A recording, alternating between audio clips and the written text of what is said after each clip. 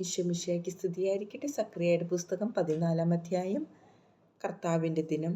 ഇതാ കർത്താവിൻ്റെ ദിനം, നിന്നിൽ നിന്നെടുത്ത മുതൽ നിന്റെ മുമ്പിൽ വച്ചു തന്നെ പങ്കുവയ്ക്കുന്ന ദിനം വരുന്നു. ഞാൻ സകല ജനതകളെയും ഒരുമിച്ച് കൂട്ടി ജെറുസലേമിനെതിരെ യുദ്ധം ചെയ്യാൻ വരുത്തും. അവർ പട്ടണം പിടിച്ചെടുക്കുകയും വീടുകൾ കൊള്ളയടിക്കുകയും സ്ത്രീകളെ അവമാനിക്കുകയും ചെയ്യും. നഗരത്തിൻ്റെ പകുതി പ്രവാസത്തിലേക്ക് പോകും, എന്നാൽ ശേഷിക്കുന്ന ജനത്തെ നഗരത്തിൽ നിന്ന് വിച്ഛേദിക്കുകയില്ല. കർത്താവ് പുറപ്പെട്ട യുദ്ധദിനത്തിലെന്ന പോലെ ആ ജനതകളോട് പൊരുതും. ജെറുസലേമിന് കിഴക്കുള്ള ഒലിവുമലയിൽ അന്ന് അവിടുന്ന് നിലയുറപ്പിക്കും. ഒലിവുമല കിഴക്ക് പടിഞ്ഞാറായി നടുവെ പിളർന്ന് നടുക്ക് വലിയൊരു താഴ്വരയുണ്ടാകും. മലയുടെ ഒരു പകുതി വടക്കോട്ടും മറ്റേ പകുതി തെക്കോട്ടും നീങ്ങും. എന്നാൽ ഈ താഴ്വര ആസാൽ വരെ എത്തുന്നതുകൊണ്ട് നിങ്ങൾ എൻ്റെ പർവ്വതത്തിൻ്റെ താഴ്വരയിലൂടെ ഓടിപ്പോകും. യൂദാ രാജാവായ ഉസ്സിയായുടെ കാലത്ത് ഭൂകമ്പമുണ്ടായപ്പോൾ നിങ്ങൾ ഓടിയതുപോലെ ഇപ്പോൾ ഓടും. നിങ്ങളുടെ ദൈവമായ കർത്താവ് തൻ്റെ എല്ലാ പരിശുദ്ധന്മാരോടും കൂടെ വരും. അന്ന് തണുപ്പോ മഞ്ഞോ ഉണ്ടാവുകയില്ല. അന്ന് തുടർച്ചയായി പകലായിരിക്കും. പകലും രാത്രിയുമല്ല, പകൽ മാത്രം.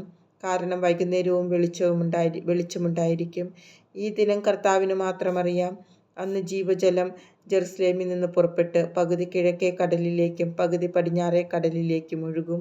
അത് വേനൽക്കാലത്തും ശീതകാലത്തും ഒഴുകിക്കൊണ്ടിരിക്കും. കർത്താവ് ഭൂമി മുഴുവൻ്റെയും രാജാവായി വാഴും. അന്ന് കർത്താവ് ഒരുവൻ മാത്രമേ ഉണ്ടായിരിക്കുകയുള്ളൂ, അവിടുത്തേക്ക് ഒരു നാമം മാത്രവും. ഗേബ മുതൽ ജെറുസലേമിന് തെക്ക് റിമ്മോൻ വരെ ദേശം മുഴുവൻ സമതലമായി മാറും. എന്നാൽ ജെറുസലേം ബെഞ്ചമിൻ കവാടം മുതൽ പണ്ടത്തെ കവാടത്തിൻ്റെ സ്ഥാനത്ത് നിൽക്കുന്ന കോൺ കവാടം വരെയും ഹനാനേൽ ഗോപുരം മുതൽ രാജാവിൻ്റെ മുന്തിരിച്ചക്കുകൾ വരെയുമുള്ള സ്വസ്ഥാനത്ത് ഉയർന്നു നിൽക്കും. അവിടെ ആളുകൾ വസിക്കും, കാരണം ഇനിമേൽ അത് ശാപഗ്രസ്തമായിരിക്കുകയില്ല. ജെറുസലേം സുരക്ഷിതമായി വസിക്കും.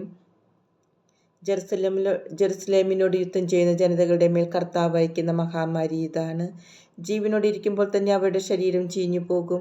അവരുടെ കൺതടത്തിലും നാവ് വായിലും അഴുകും. അന്ന് കർത്താവ് അവരെ സംഭ്രാന്തരാക്കും. അവർ പരസ്പരം പിടികൂടും.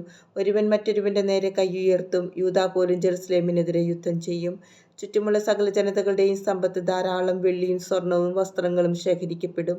അവയുടെ പാളയങ്ങളിലുള്ള കുതിര, കോവർകഴുത, ഒട്ടകം, കഴുത എന്നിവയുടെയും മറ്റു മൃഗങ്ങളുടെയും മേൽ ഇതുപോലുള്ള ഒരു മഹാമാരി നിപതിക്കും.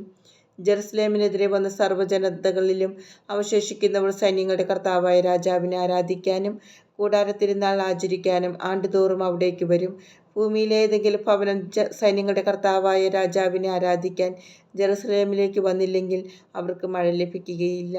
ഈജിപ്ത് ഭവനം ആരാധിക്കാൻ വന്നില്ലെങ്കിൽ കൂടാരത്തിരുന്നാൾ ആചരിക്കാൻ വരാത്ത ജനതകളുടെ മേൽ കർത്താവ് അയക്കുന്ന മഹാമാരി അവരുടെ മേലും വരും. ഇതാണ് ഈജിപ്തിനും കൂടാരത്തിരുന്നാൾ ആചരിക്കാൻ വരാത്ത ജനതകൾക്കും ലഭിക്കുന്ന ശിക്ഷ.